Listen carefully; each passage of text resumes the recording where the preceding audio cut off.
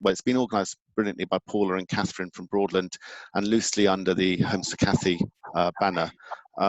A very big welcome to Kate, who's joining us from Crisis in Liverpool, which actually also proves that actually when you can do lots of things online, it's really constructive because you don't have the travelling time to get to all sorts of places.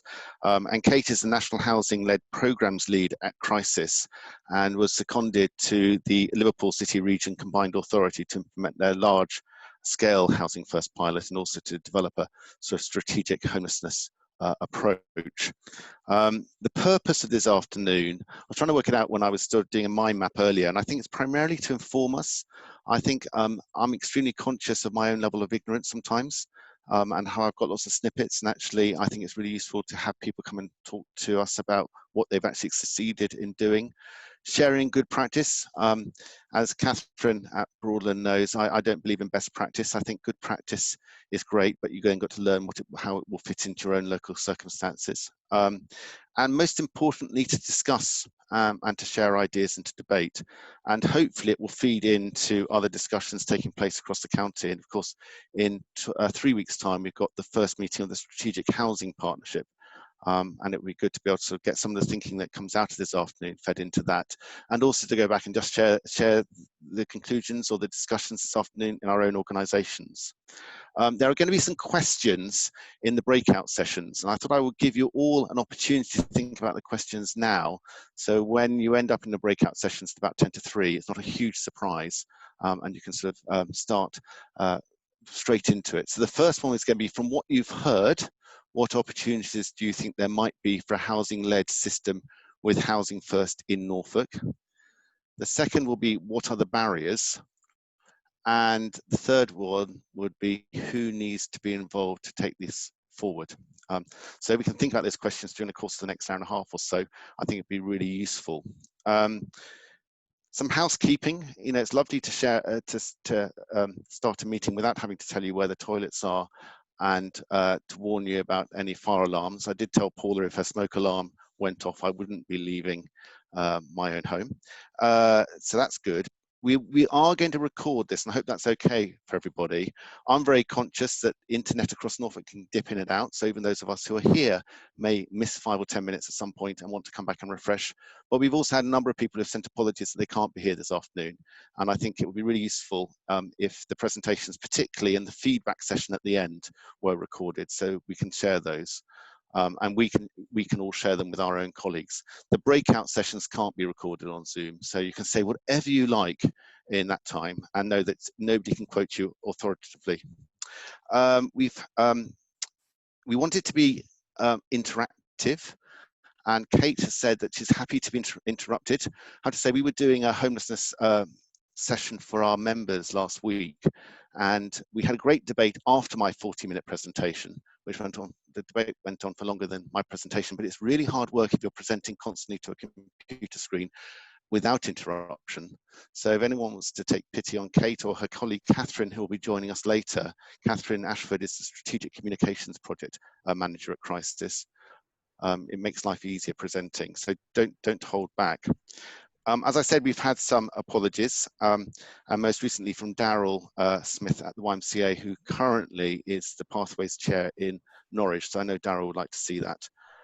And I'm also going to apologise. I have to disappear by 3 o'clock because I've managed to successfully double book myself, and I'm actually chairing a meeting in Norwich at 4 o'clock, which is only 3/4 an hour drive away. So I will definitely be watching the recording of the feedback. I thought before we kick off and hand over the floor really to Kate, and I'm not going to chair this afternoon, I think Kate's going to facilitate and we'll sort of work out the links as we go. It might be useful for Kate to know who we all are. So I don't know how you do a round robin on a screen when it's clear that we've all got people in the wrong places or different places. But it'd be really useful, rather than giving your life story, if we could just quickly go around and say who we are and what organisation we're representing. And Marie-Claire has made the sensible suggestion that you can put the questions into chat as well. Kate won't be able to see the chat function whilst she's presenting, but Paula Strachan at Broadland has agreed to monitor the chat and interrupt Kate if required. So shall we go round in order? I'm going to say your first name in the order of who's on my screen where, and you can just then respond if you would. So Paula from Broadland, would you like to say you're Paula from Broadland? Hi, Paula from Broadland, Communications. Katie. I'm Katie from. Oh, yeah, I'm Katie from Broadland Housing, leading on the homelessness and the homes for Kathy for Broadland. Catherine, who's carefully muted herself. Catherine Little, Housing Director at Broadland Housing. Kate, do you want to say who you are, even though we're going to hand the floor to you in a moment? Yep, so my name's Kate Farrell. I'm Housing Programmes Lead, I think that's the order that it's in, for Crisis nationally. And what that really means is that I dip in and out of these kind of sessions, albeit all from my spare bedroom in Liverpool at the moment, with areas around the country who are looking at transitioning to a more housing-led approach, working with Housing First and different things like that. So really pleased to be virtually in Norfolk. Welcome to Norfolk. Anita. Hi, yes, I'm Anita. I'm Broadland and I'm PA to Catherine. Caroline. Caroline from Housing at the Borough Council in Kings Lynn and West Norfolk. Super. Gail. Hi, Deputy Leader of Norwich City Council and Cabinet Member for Social Housing. Super. Thank you. Jan. Jan Sheldon, CEO at St Martin's, and we've been doing a kind of hybrid form of Housing First for a couple of years now. Super, thank you. Marie-Claire. I'm Marie-Claire. I'm Agent Director of Housing, which is part of the flagship group. That's not my end, that noise. No, no. Super, thank you. Andrew and I also recently founded a charity within flagship group, so we're particularly leading on the Housing First approach, which we're still developing. So we're both very keen to be part of this session, and thanks for having us. Well, thank you for being here. Andrew. Yeah, I'm Andrew, Director of Business Growth at Flagship Group, and as Marie-Claire just said, you're involved with the charitable foundation we're setting up. So very glad to be here. Super, thank you. Lisa. Yeah, the Housing Options Manager for North Norfolk District Council. Thank you. Paula Hall. Hi, I'm Paula Hall. I'm the Chief Exec of the Perfleet Trust in Kings Lynn, working with homeless people with sleepers. Super, thank you. Alice. Hi, I'm Alice from Norfolk Waveney, Integration and Partnerships Manager for the Norwich locality. Thank you very much indeed. Claire. Hello, Claire Dixon. I work for the Norfolk County Council. I'm a commissioning manager with commissioning for hostels, homeless hostels. Super, thank you. Tracy. Hello, yes, I'm Tracy Williams. I'm one of the clinical elected members of the Norfolk and Waveney CCG governing body. I have the portfolio for tackling inequalities, and I work in a vulnerable adult service, so working with the homeless, and I'm going to be kind of the health representative on the Strategic Housing Partnership Board, been involved in the Everybody In during the Norfolk and the self-isolation cell for transient groups, so lots of work there. Superb. And I think lastly, although I have to tell you and share with you that everyone has just moved randomly around my screen, so I'm really at fear that I've missed somebody, but I think probably Vicky, who's joining us on the telephone. Hi, yeah, Vicky Day from the Norfolk Police and Crime Commissioner's Office, and I'm Head of Prevention and Rehabilitation. Super, thank you very much. Have I missed anybody? In which case, I'm going to hand over to Kate. I'm going to suggest to Paula that she mutes all of us because we were getting a bit of feedback at different times. Kate, the floor is yours. Okay, so I'm just going to attempt to share my screen, which is the first hurdle over. Is everybody seeing that? Yes. Sorry, everybody's muted and then I asked a question. Sorry about that. My F buttons aren't working for some reason, so I'm just going to do slideshow this way. If I knew how to do that, there we go. Perfect. Okay, so hopefully everybody's on that first slide. That's me. I think I've just explained what I do. I was looking. Paula shared some feedback that you all did before this session. So I've based this on the assumption that people at least know what Housing First is. and I'm not using a term that people are completely unaware of, but really please do interrupt me at any stage. I'm happy to elaborate on any of these slides or whiz over any that people feel are old news, not what they want to focus on. This really is your session. I want you to get the most out of it. I'm from Liverpool, so I can talk. So if you leave me to it, I'll just keep going. So you might want to jump in and ask me if there's anything that's particularly relevant, anything you disagree with, please feel free. You know, this is all areas where there are really strong feelings, really strong opinions, but also lots of debate to be had around the edges, I think, on lots of areas of good practice, what would work, what wouldn't work. You'll all know Norfolk much better than me and what your current provision looks like. So please take this in the spirit that it's intended, in that what I'm going to try and give you is a kind of broad brush of where crisis see the England and the UK situation, and none of it is particularly targeted at any partners or providers in Norwich or Norfolk. And you will know where you are on that kind of scale of knowing about Housing First. So I'll jump in. I've started just a little bit around the evidence base for Housing First in the UK, just to kind of make sure that we're all on a similar page, see where we're up to. So this graph on the first slide is a few years out of date now, but it was published as part of Crisis's roadmap to end homelessness. And really what it showed is, if we continue to do what we do currently, without much change, it shows the kind of level of demand for different types of intervention, where we would map homelessness in the UK moving over the next few decades. Clearly it makes fairly depressing reading, and it was developed way before COVID hit, and you know, the economic impacts of that. So I think we can assume that that graph is now an underrepresentation of what, you know, the trajectory of homelessness in the UK. Where are we on Housing First in the UK? Well, I think, you know, from the graph we can see there's a rapidly increasing need, never been more needed than post-COVID. I think, you know, the Everybody In initiative really highlighted the true numbers of people who are in housing need. And there can be much debate about whether or not some of those people really were homeless, and I've been having that debate with lots of local authorities up and down the country. But I don't think travel lodge rooms are so appealing that lots of people in their, you know, hundreds and thousands appeared out of the woodwork. So, you know, the homelessness crisis is real, and the demand for people to have a permanent and secure home is really there. From a UK context, there is some political interest in Housing First. You hear it talked about much more regularly now, certainly than you did 2 or 3 years ago, but we still have no overarching national policy, certainly not in England. There are Housing First initiatives up and down the country. Some of them are incredibly small, but they are popping up all over the place, which I think is really positive.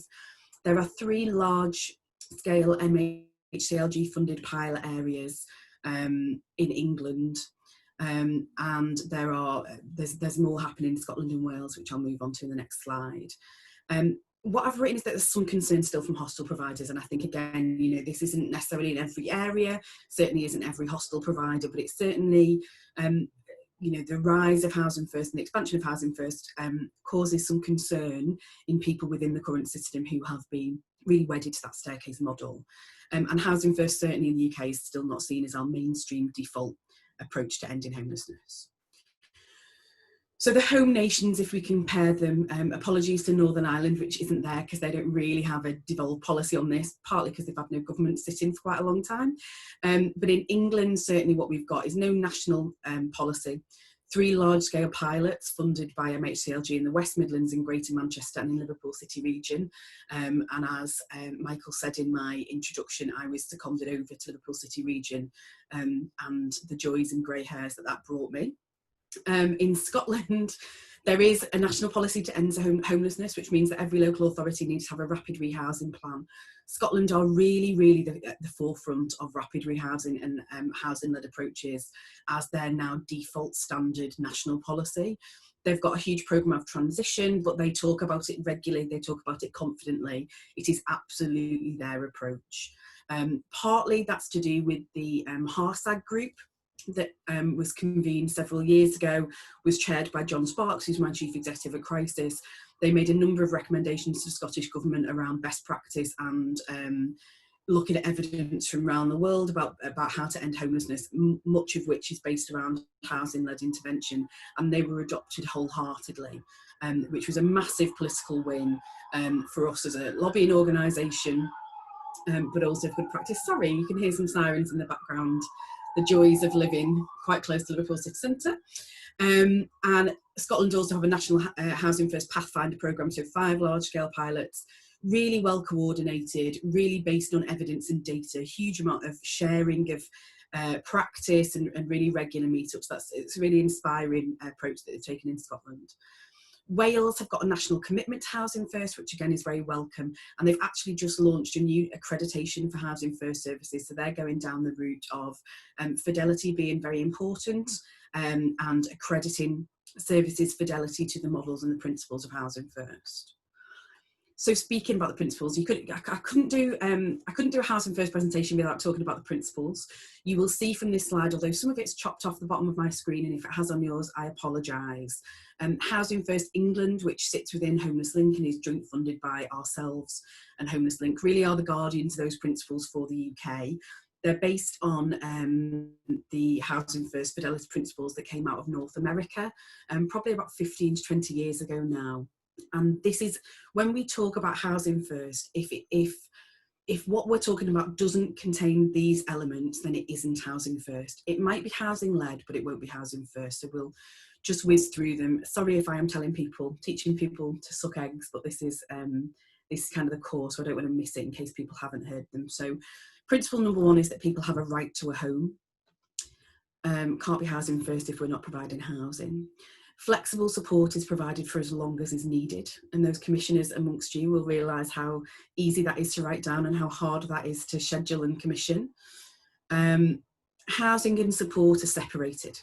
So unlike the traditional supported housing model that we've had in England and the UK, what that means is that you will have a different provider for your housing support, or if the provider is the same, that it's very, very clearly differentiated, and that your engagement and participation in support is not linked to your tenancy agreement.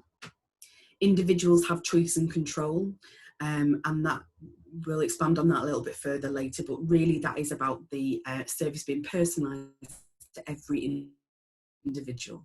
They choose what they partake in, the control is with them, they dictate the pace, they dictate how, the more choice and control that you can weave into a Housing First project, the more successful it's likely to be, and there's a lot of evidence based around that. An active engagement approach is used. So I think where we talk about choice and control, that's where housing association colleagues and landlords get very twitchy. And I've had many conversations with organisations who've said, I understand the principle, but could we just make sure that they're at least committing to a weekly visit, or could we just... And I think there's a panic that what that means is that people might get the keys to a property and then disengage from all services. And this is where an active engagement approach is used. And it's really about the skill of the staff team. So it may well be that people go up and down with their wish and desire to engage with support. That's fine, but what we should never do is then leave people. So in Liverpool City region, for example, absolutely fine for people to say, you know what, I'm not in the right headspace this week, please don't talk to me about reducing my drug use, I don't want to talk to you about all those issues with job centre, I just can't handle it.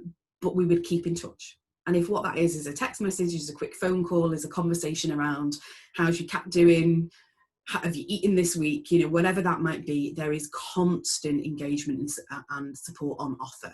And that never goes away in Housing First.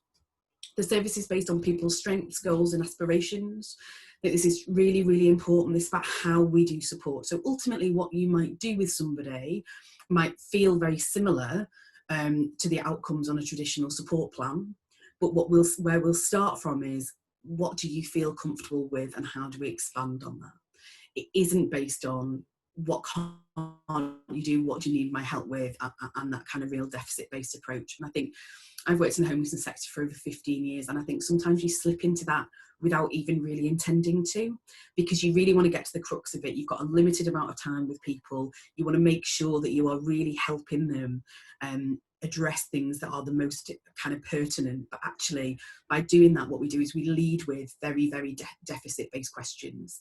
And if you think about other interactions you would have in your life, it's very unusual that you would do that. You don't meet somebody on the bus and say, what's the worst thing that ever happened to you? And I think that's what we do a lot in services. And that can be very re-traumatizing for people, but also it can be really off-putting. And I think one of the big kind of feedback from Housing First clients I've had is how it felt different from the start. You know, we need to strip out that kind of start with the worst bit and then work to the nice things. And the final one is that harm reduction approach is used. So this is really, you know, people who've worked in drug and alcohol services will be very familiar with that, but this really is about making people as safe and secure as we can without enforcing any rules. So this, you know, to be engaged in Housing First, if you have to be abstinent, it's not Housing First.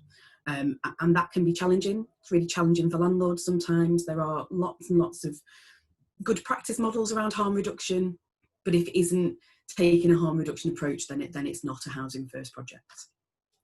And who is Housing First for? So all of that, as you can imagine, is not cheap, it's not easy, and it needs to be very personalised. Housing First in that pure form really should be for the people who are most in need, who are furthest away from current services, those people who maybe have been round and round and round the block and have kind of burnt all their bridges, people who are incredibly unwilling to engage. The US term for this is the people who are service resistant, and I really dislike that. I think it's quite deficit based, and it implies that the services are fine and that person doesn't like them. And I think we need to flip that on its head when we're really talking about Housing First and recognise that the services that might meet the needs of, you know, a significant amount of people won't meet everybody's, and Housing First is for people who the current system isn't geared up for.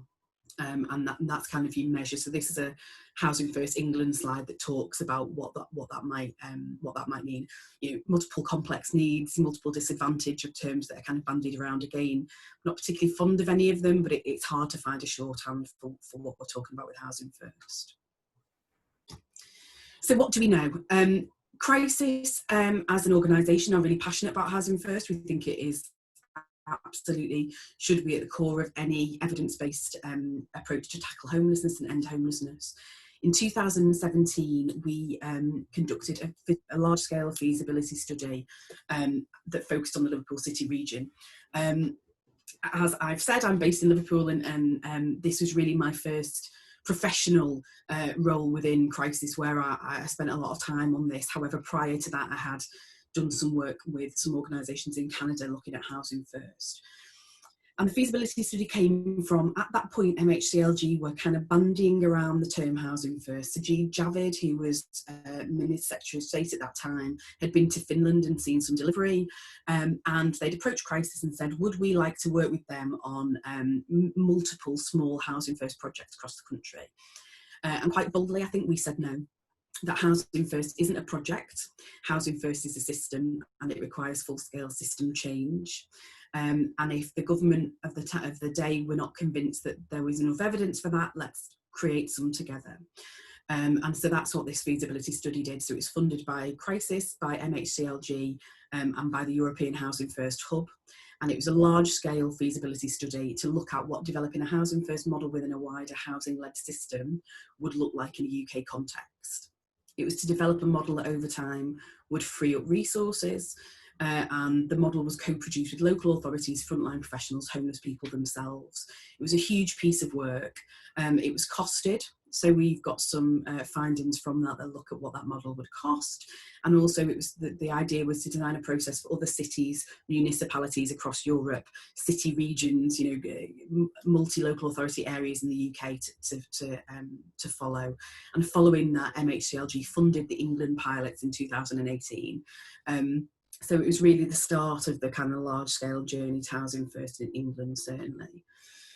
Some of the key findings that came from that study were around what a model looks like in a UK context. For those of you that know a lot about Housing First in Canada and the US, where it was developed, it quite often involves a huge amount of medical staff, partly because they don't really have a national health service that's free at the point of access in the way that we do, and did more probably a few years ago than we currently do, but that's a whole different conversation. And so this is really what we came up with as the blueprint for a UK Housing First model. So that is a team. And we referred to these as pods quite regularly, and that caught on, and then everybody started saying it, and we decided we didn't really like it. But either way, it's around a very small caseload for Housing First. So what we suggested in this, and certainly what's being piloted in those UK England pilots, is a maximum of 5 staff supporting a maximum of 20 people. Really, really small caseloads. So I hear lots of providers say, we do Housing First already, and I ask them what the caseload is, and they'll say, oh, we work with about 20 people per person. And that isn't high fidelity Housing First. So what we're talking about is very small caseloads, and around them additional support. So input from volunteers, people with lived experience, peer mentors. Some of that is to attract people and encourage people to engage with the service. Well-being and facilitation around how people integrate into their new homes and new communities. And I think, you know, where in Europe, like parts of North Europe and North America, where they have been delivering Housing First for many years, that real kind of Housing First 2.0, which they keep referring to in Finland, is around how do we do more to quickly integrate people into their new communities. So more work around that. Brokered housing, so Housing First doesn't work without housing, but equally that needs to be general needs housing stock, and so how do we broker that rapidly to meet the kind of rapid rehousing requirement of Housing First, and additional support for mental health. Certainly when we were developing the service in Liverpool, the feeling was that the pathways just didn't exist into some of the NHS mental health services that would be required, partly because this was a group that was very remote from those services. So that psychology lead, we actually had a team of 2 clinical psychologists embedded with the Housing First team to look at what the needs were, to engage with people, but also to provide second tier mental health support via the support workers.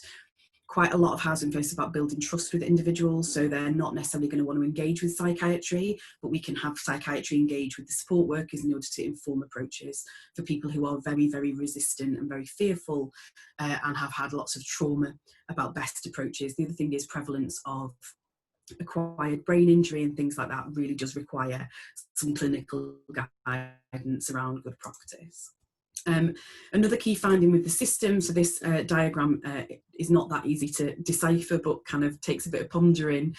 These slides will be shared, but really around how a housing-led system is interlinked with everything from the prevention services and the advice services right through. So I won't dwell too much on that, but I can come back to it if people want me to. But that was the system that was seen to be ideal to facilitate housing-led. This is around access routes through that system. So really what this is trying to show is that there are multiple ways to be referred through, that what we don't have is a linear approach that you must do this and then meet this person and then you get referred here, that actually there's a huge amount of entry points into getting the right help that people need, and that people may need different things. So this is looking at a full system, so you know, everything to do with homelessness in the local authority. This certainly isn't saying that everybody that approaches you for support will need Housing First. Some will, some may well just need Housing First housing and a bit of floating support, or some support to access or maintain that tenancy in the first instance, and some people may really just need housing. And at the moment, particularly for single people, and bear in mind this was based on Liverpool City region, there wasn't really a route into any of those things without spending some time in a hostel or temporary accommodation. And all of the evidence suggests that the longer people are put into that situation, the harder they find it to get out the other side. And so that was what this model was trying to address. How much does it cost? So these are figures that come from the Liverpool City Region feasibility study. We stand by them as an organisation. We have debated them a lot with MHCLG and with other providers. So I'll give you kind of my 2 penneth worth on them. What we came up with was a figure of about £12,000 per year per client for pure housing first provision. That's high fidelity, that's for those people that are most in need and need the most support.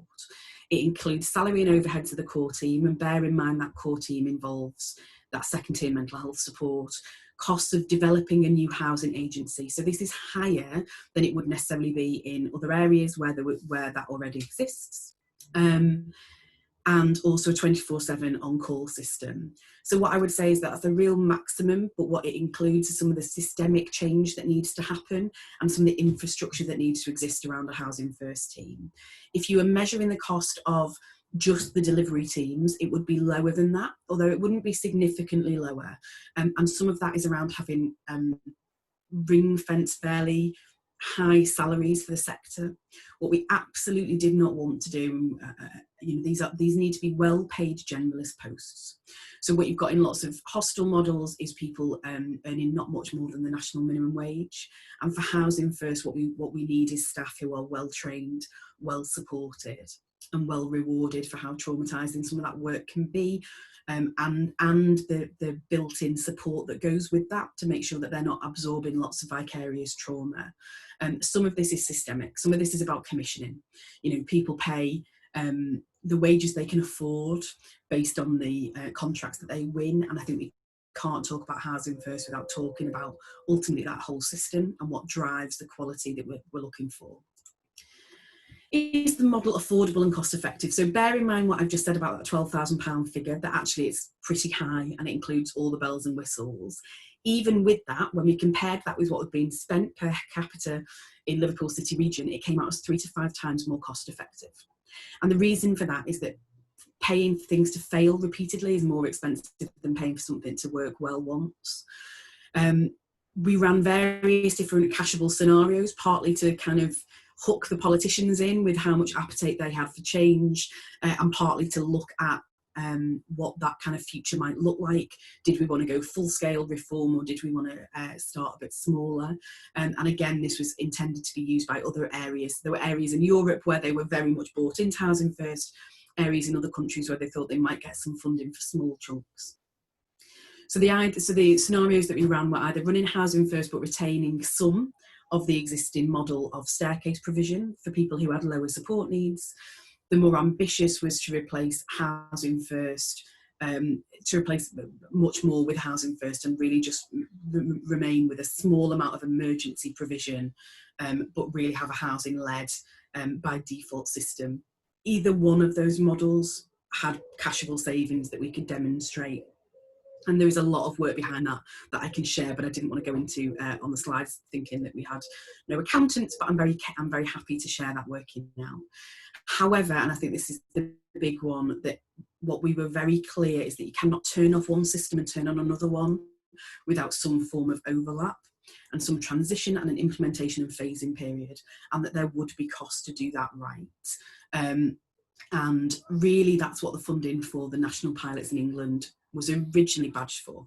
Whether or not that's what it's really being spent on now is a different conversation, but it was very much recognising that you had to dual run some provision before you could, to do with commissioning cycles and things, before you could phase in a new way of doing things. So the implementation of that kind of model would require political commitment, and I think you can't underestimate that. If this isn't something that is politically palatable, it's going to be incredibly hard to make that change. Ideally working together across multiple local authority areas, because then you really maximise the cashable savings, but also you can change that culture in a way that you can't in one district, and also it prevents some of the arguments for, well, if we did it here and they didn't do it in neighbouring borough, then what we'll do is attract a lot of people here because our services are different and better. Cultural change and workforce development is really key. Commitment to securing housing supply through really reviewing how do we do that currently. And what we suggested for Liverpool City region was the creation of a local lettings agency. Real detailed implementation planning around how do you make the transition really has to involve commissioners and key partners and agencies. This has to be a big conversation, and I think really you know, that's a real positive of today, is that this isn't just the homelessness sector talking to itself, but we have got recognition that this is really around lots of stakeholders coming together. Lots of investment in prevention and floating support, as well as just housing first provision, so that you can do both ends. Housing first is really about catching those people that we've allowed to fall through the net. And what you wouldn't want to do is just continue to build more and more of that provision in without doing something to turn off the tap, really. And clear pathways between the criminal justice system, NHS, DWP, and care. It's really clear, you know, we can predict where homelessness happens, and if we can predict it, we should be able to prevent it. And quite a lot of that is about well-managed handovers between different statutory providers. So links to the rest of the system, consistent application of housing first principles throughout the system. So even if you're not delivering a housing first service to clients who require that, how do we use those principles to inform everything that we do within that system? Developing the workforce to do that. So people understanding trauma, people understanding choice and control, and how to work with people in a strength-based way. Having a multi-agency communication strategy, really talking about this as a shared problem, coming up with shared solutions, being very honest and open. This isn't going to work if it's somebody doing it in one corner. This is really about collaboration. Minimising well-managed handovers, which I've already touched upon, and that flexible approach to commissioning, and that can't be underestimated. I realise how challenging that is, but without cracking that, I don't think we're ever going to get to a housing-led system of any scale.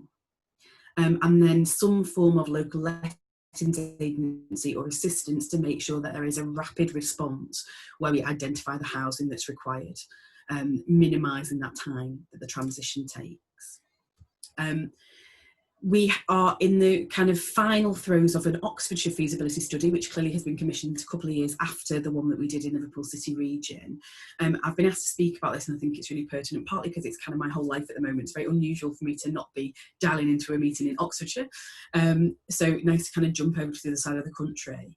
But also that based on some of the work that came out of Liverpool City region and then the ongoing implementation and the work that MHCLG did around Housing First, despite the fact that really what that study said is Housing First is almost the centre, the bullseye on a dartboard, but all of the outer rings must reflect that housing-led and housing first mentality.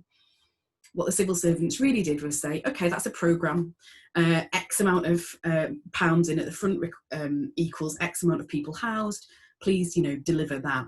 And they didn't change how they commissioned. And so what we ended up with was, you know, highly target driven, output based system change. And those two things are a push-pull. And so for the Oxfordshire feasibility study, Oxfordshire County Council and the constituent local authorities really wanted to talk about full-scale system change, not just around Housing First as a programme and how do you deliver that at scale, because to be honest, that isn't that hard. You know, you can commission lots of Housing First now if you really wanted to, but how does it fit with everything else and how does that transition work? So we were commissioned to look at that study to define and detail the implementation of a housing-led approach to homelessness across all those districts.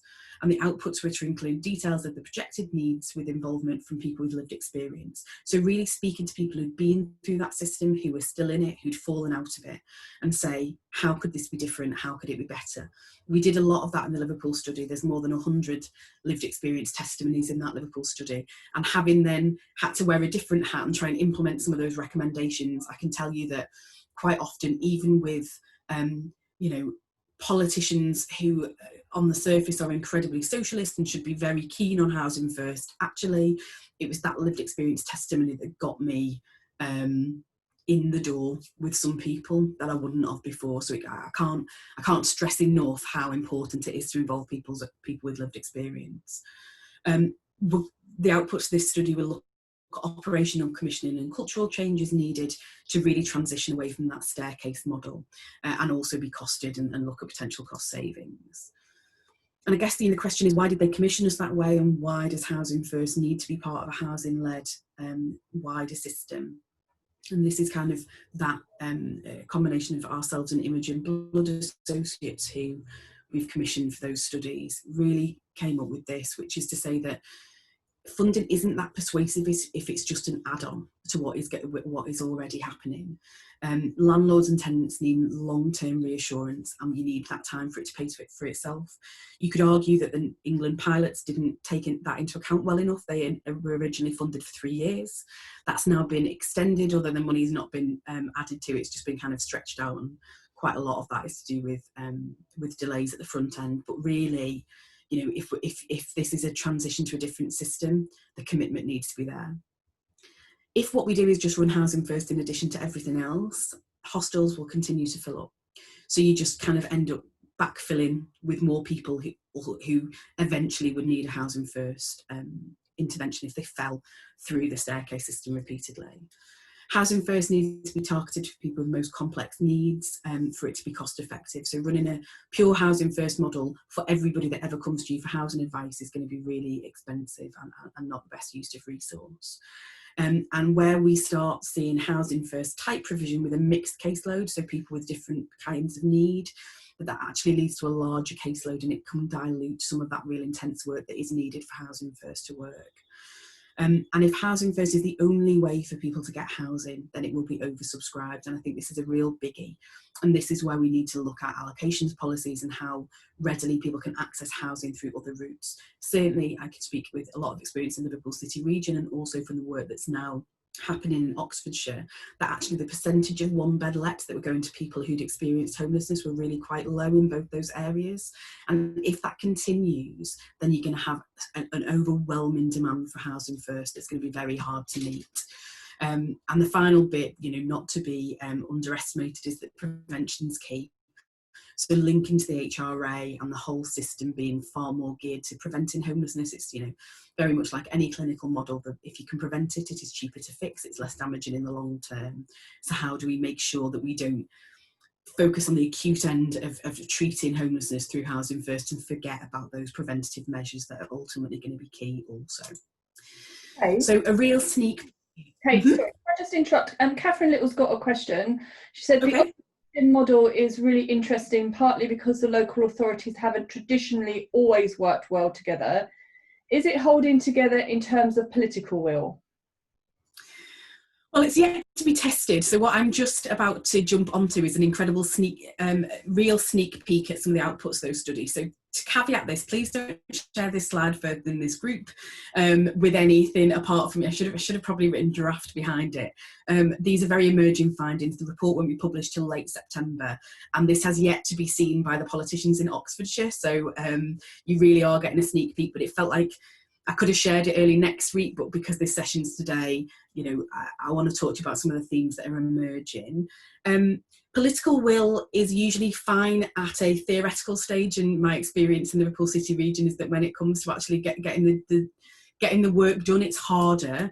But what I would say is that yes, at this stage, Oxfordshire are really committed. I think everybody in COVID has focused minds quite significantly. I think some of those smaller districts who thought they had really hardly any homeless need, few rough sleepers, not really any single homelessness, have actually realised that they've been dealing with a hidden homelessness issue that they've not addressed properly. So I think that in some ways has been, you know, the only benefit I can see of COVID has been some authorities have really realised that actually homelessness is a problem for us also, and we need to think about it. And I think their will has been tested somewhat by MHCLG, who are taking a very city-based approach. So Oxford City, because it has such a high number of rough sleepers, have been targeted by MHCLG for kind of special treatment.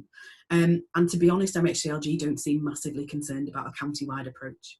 And it has been those local authorities together continuing to bang that drum to say, this isn't a city-only issue and we need to address it as a county. So it's been heartening, but it's yet to be put to the test. So these emerging findings are not really rocket science, but equally I think they do kind of get to the core of what the challenges are in Oxfordshire. One is that provision thing that I've been banging on about, you know, really needs to be the bedrock for all of those changes.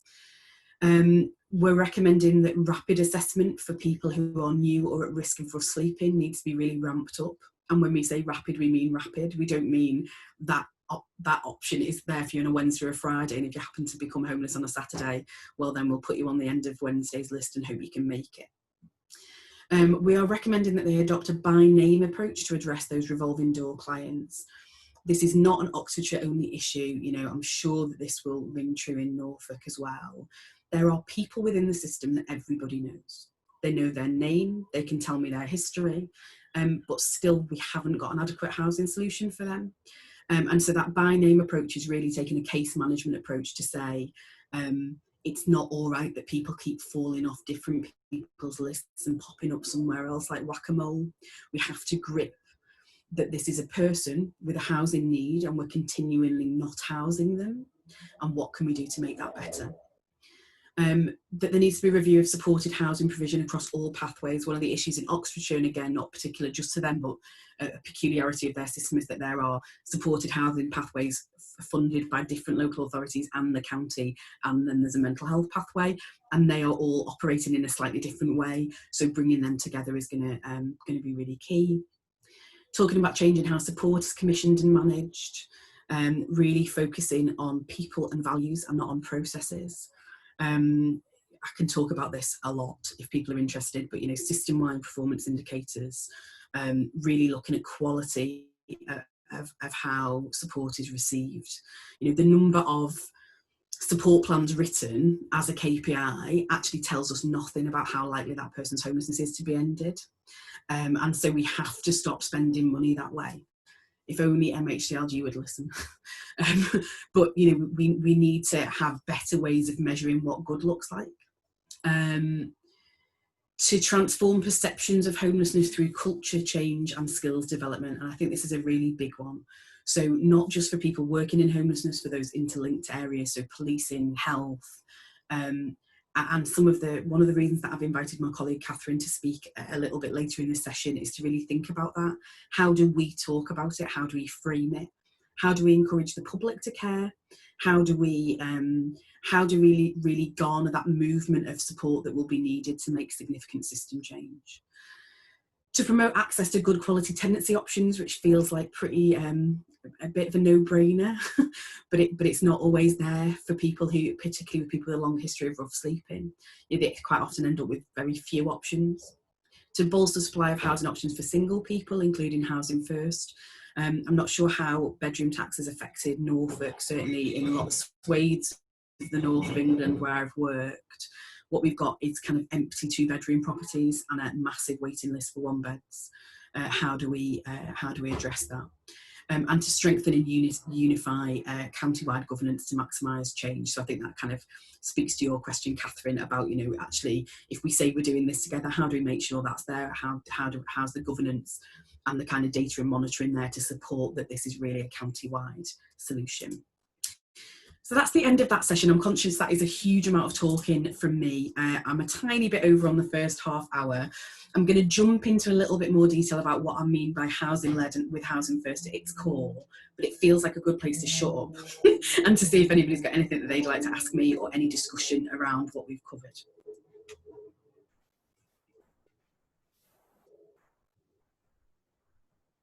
Silence. Kate, you don't have any other questions on the chat. No one seemed to have their hand up. I can see. So you look good if you want to move on to the next session. Okay, I will power through, but please feel free to interrupt me.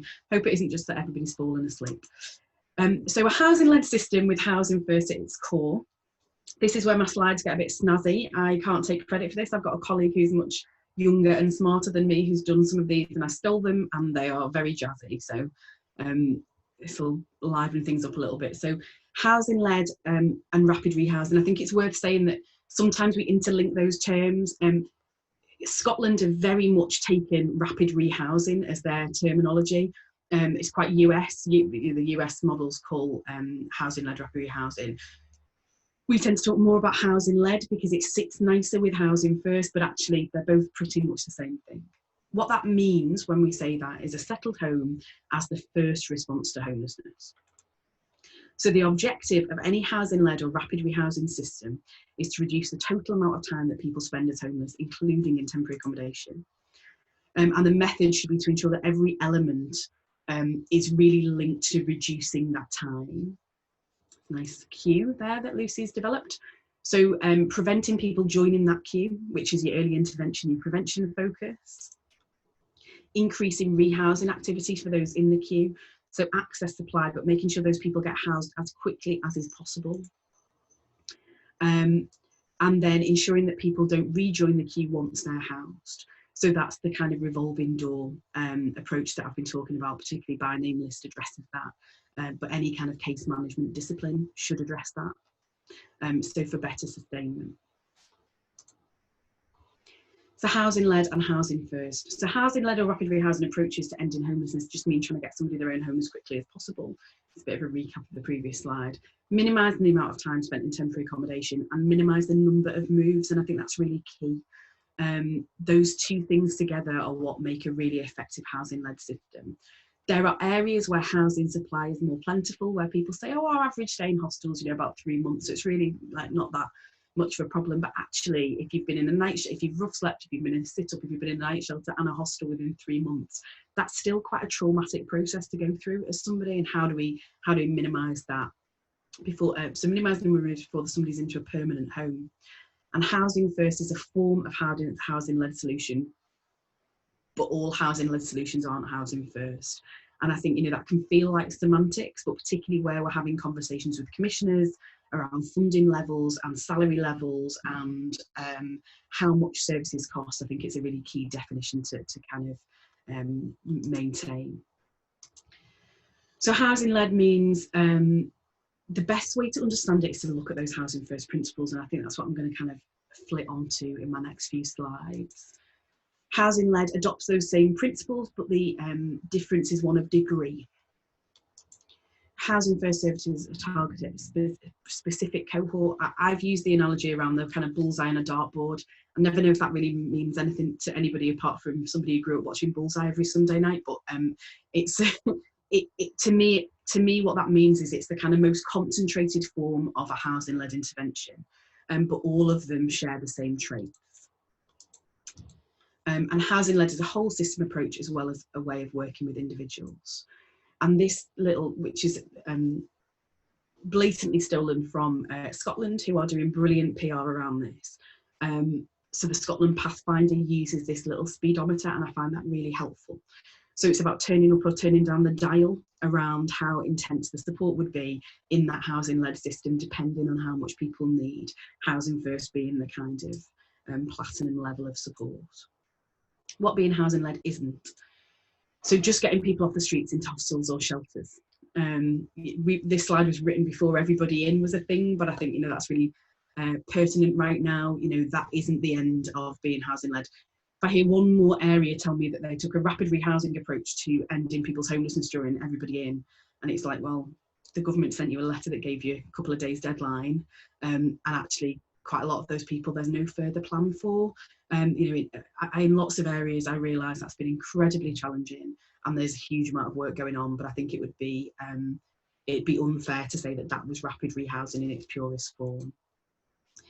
It isn't placing households in temporary accommodation for a really long time. Our record in the Liverpool study was we found somebody who'd been in a hostel provision for 12 years.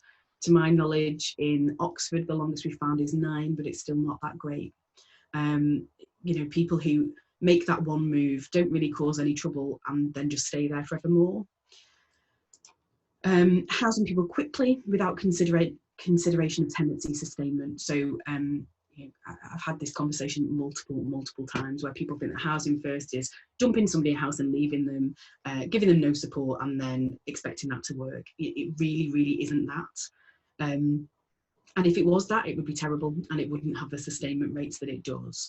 I haven't actually put a slide in about sustainment rates, but all of the indicators for housing first show that it has a tenancy sustainment rate of between 70 and 90%, and that's with, you know, decades worth of evidence collected from very different environments. So North America, Canada, Finland, Sweden, France, Denmark, Belgium, UK models.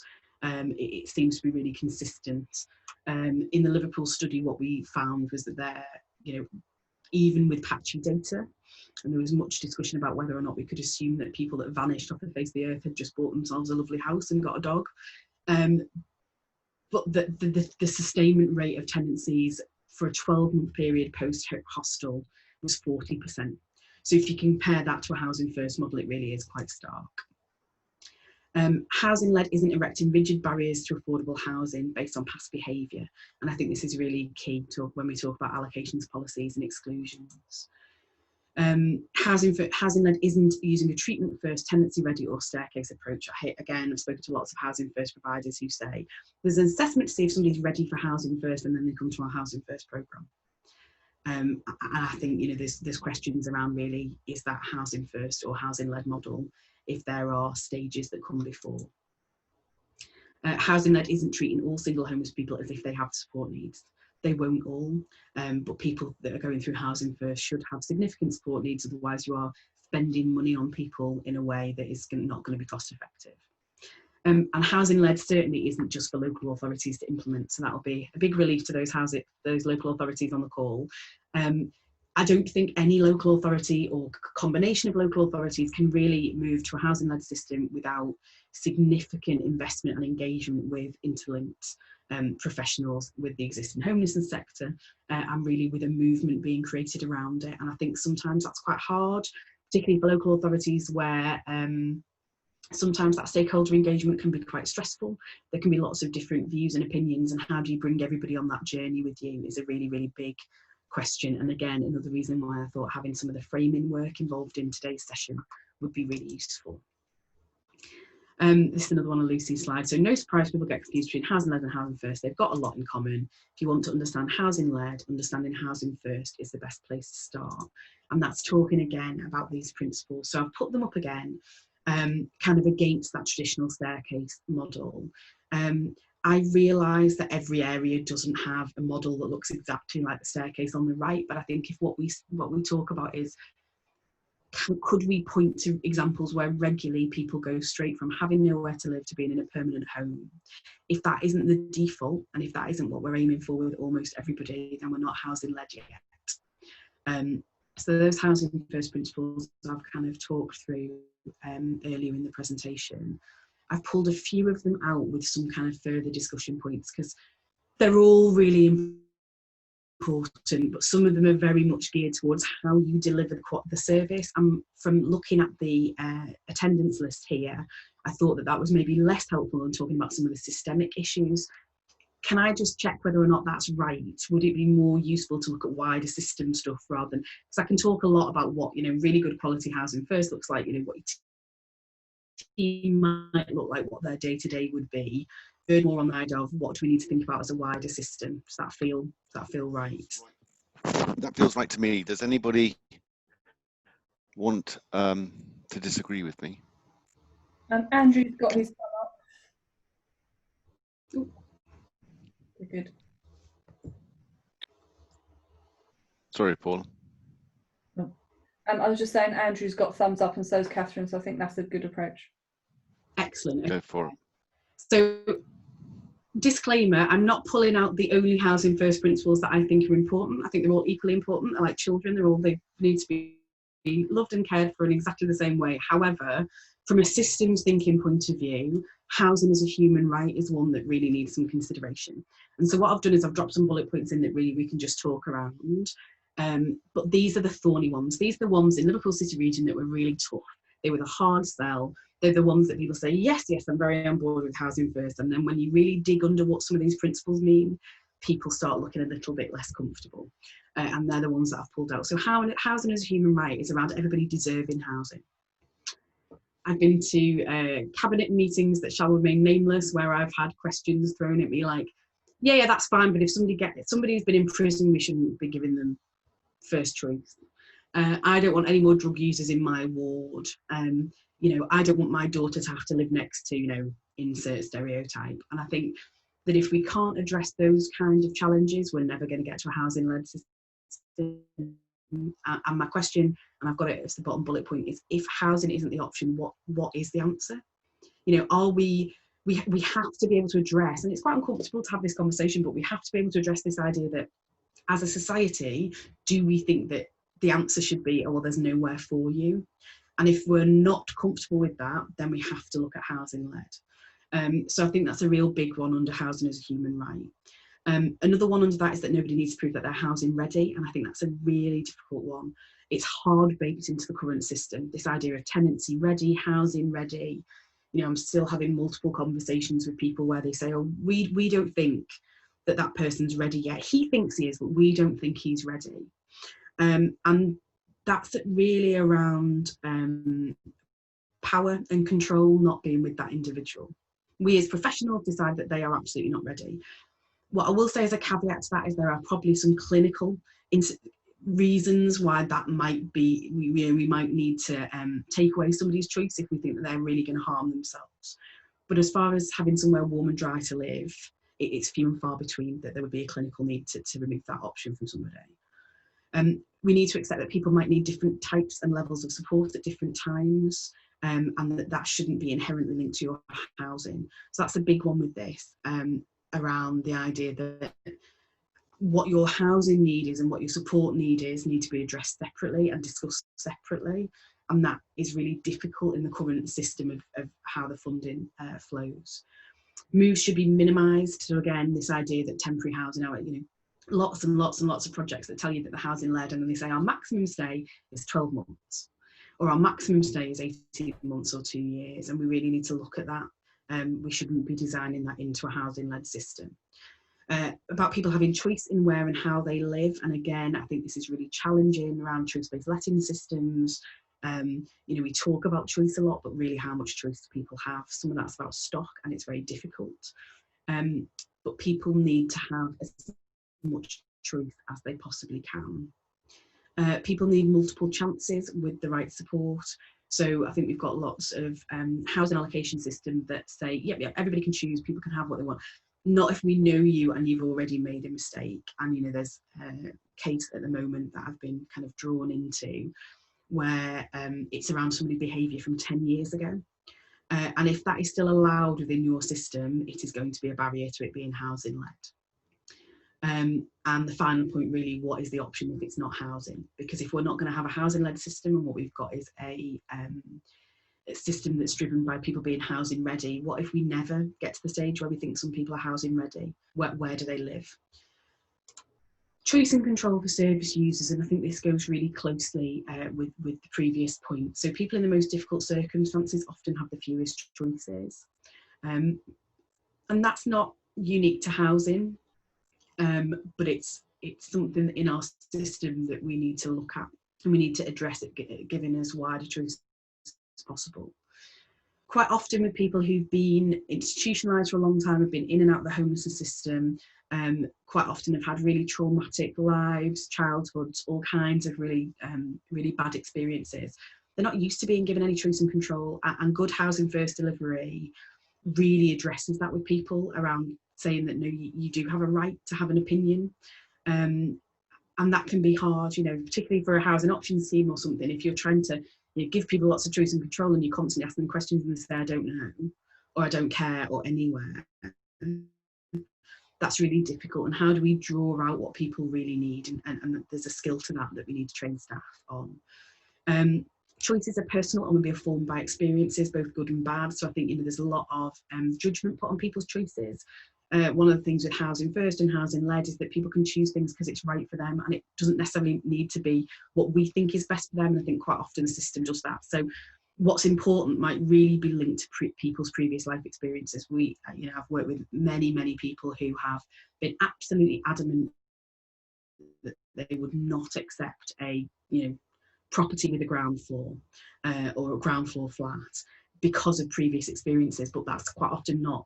There's no box on the form for that. There's nowhere that they can say it, but then they're turning down their one and only service offer because actually that didn't feel safe for them. And safety is a huge recurring theme when we've done lived experience peer research with people who are continuing to rough sleep during everyone in programme up and down the country. The recurring theme is safety. People do not feel safe in the hotels and therefore they're continuing to sleep out.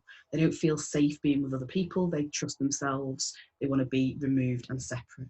And so how do we kind of ensure that there's space for that within the system? Trauma can lead to people either giving up control completely or fighting very hard for it.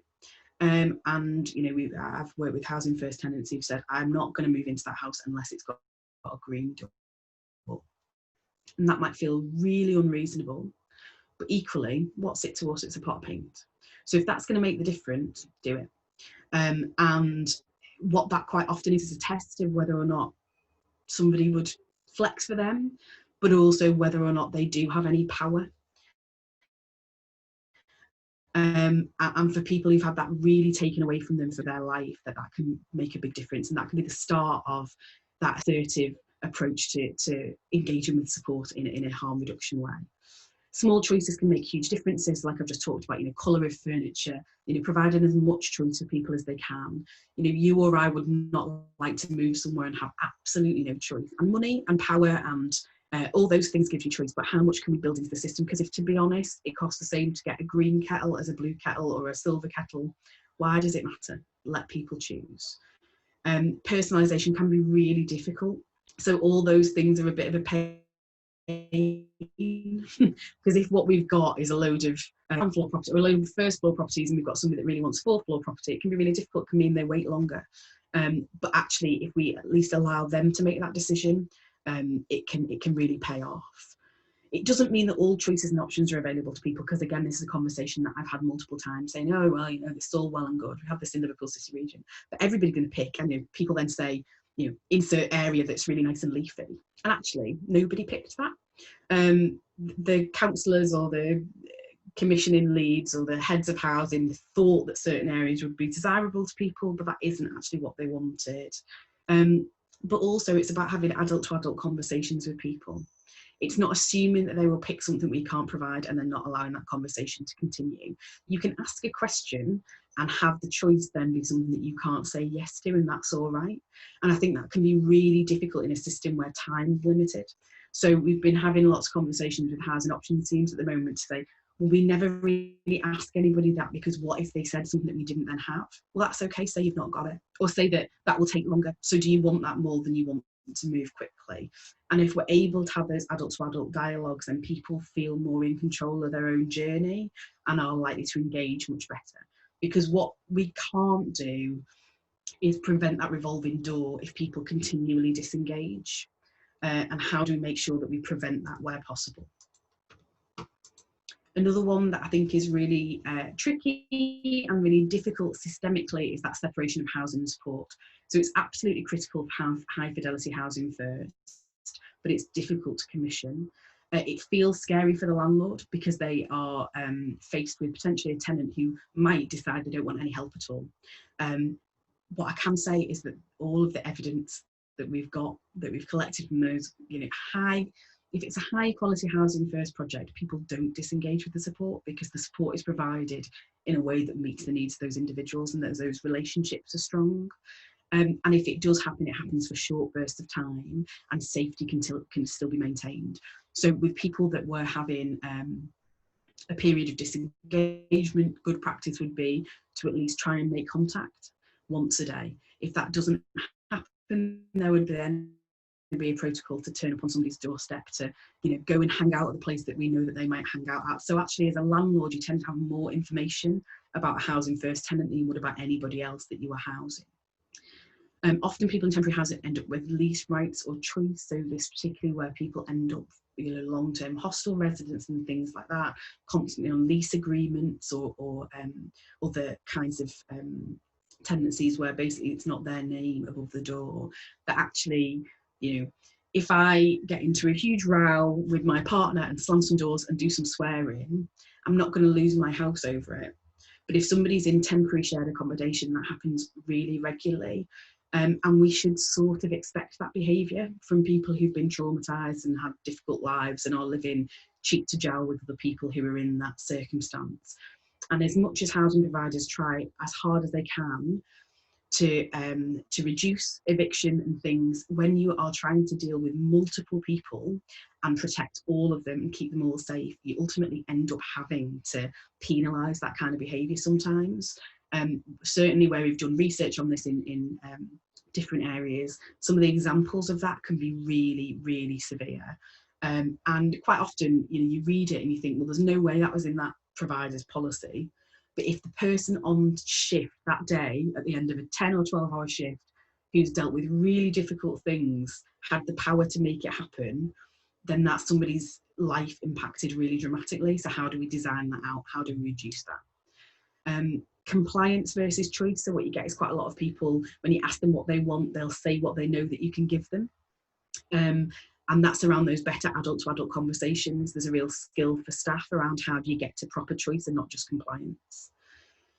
We've got really good areas of good practice in other places. So disability services, adult social care, where choice and separation of housing support happens more regularly. So adult disability services quite often have that, you know, who do you want to provide your care? Why can't we replicate that in housing services and homelessness services?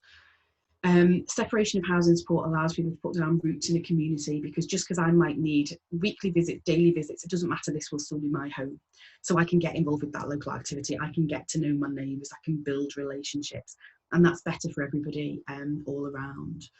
Changing support needs shouldn't force that need to move home, but it does regularly in our current system.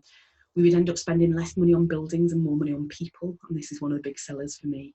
This is where some of the cost savings come in. You know, if we don't have to predict, you know, 2-3 years in advance, you know, how many supported housing units we will need for a city or an area, then that makes everything a little bit easier. If we know how many 1-bed properties and how many 2-bed properties, and that the support can flex with them, that makes things much easier to plan.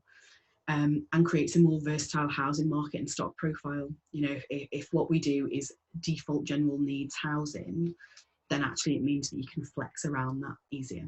Now I'm saying those as if they're really, really easy things to fix. I realise that they are not, but this is kind of, these are some of the thorny issues when we're looking at housing-led system. Flexible support for as long as it's required, this is a real commissioning one and planning one. For Housing First, it's open-ended. And that feels almost impossible. How on earth would you commission a service with open-ended support? What I've caveated that with is that the international average for really intense support is about 17 months. So what you can then do is build in some intelligence into that team and its caseload.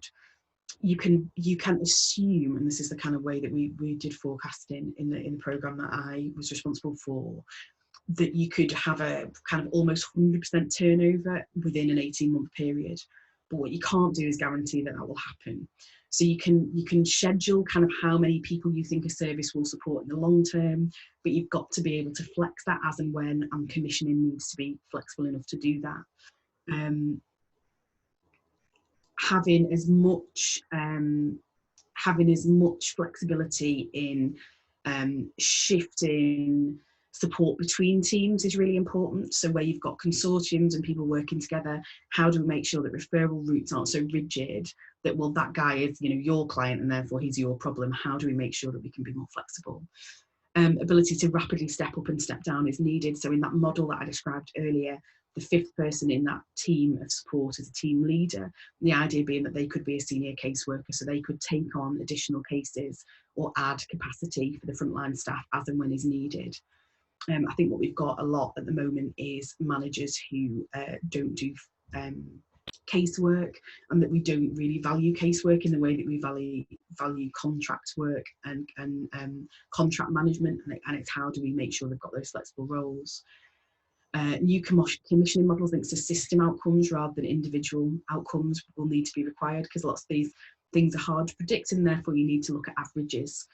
I've talked about choice and control a lot, so I won't talk about that again. Lots of talk around navigators and things like that in models more recently, and I think that's really important. How do we have somebody who holds the relationship but doesn't need to provide all of those services, but equally doesn't have to then get rid of that case? So what we've done a lot previously is transfer people, and it's when they've, you know, if you do case histories of people who've been in homeless services for a long time, they will regularly talk about, it's great when I worked with X and then I wasn't allowed to anymore and then everything went wrong. So how do we keep the relationships going regardless of what people's needs are? Rapid routes into statutory services where needed. So if you're using well-trained generalists or navigators, you need to have kind of fast-track access to other services that they might need. Shared resource and commissioning models, you know, really good Housing First is quite often commissioned by police forces or by crime commissioners or by NHS trusts or by hospital services. How do we look at this as a health intervention and a community intervention? And finally, that we're not going to get to any of that if we don't think that ending homelessness is everybody's responsibility, and not just the person who's got homelessness in their job title at the local authority or the person who runs the local homelessness shelter. My final slide, I realise I'm a few minutes over, is a bit out of date now because Louise Casey has trotted off to the House of Lords, never to be seen again. But the Everybody In is a really good start. What we've done is we've managed really quickly to get a load of people indoors, and in some ways that is really beneficial for a housing-led system, because I had many conversations a couple of years ago around, you know, you'll never encourage people inside. Well, we did really quickly. We've done it. So how, and what government have shown is that they've made some temporary changes to welfare. There is more money flooding around the system. This idea of hotels to homes is questionable given some of the time frames on the funding that is being offered. Scotland and Wales are really leading the way how you move from one to the other. By being housing led, I think we can make a permanent end to homelessness, and not just a temporary one, but it will be really about how do we adopt those principles that we've just talked through. So I am going to shut up now. That's been a really long session. I'm happy to take any questions or to shut up and just discuss it in the groups later on. But thank you for your time. Thank you very much indeed, Kate. That didn't feel like a long session. It was incredibly informative, and I've got lots and lots of pages of notes, and I'm glad that we're going to be able to circulate the slides later.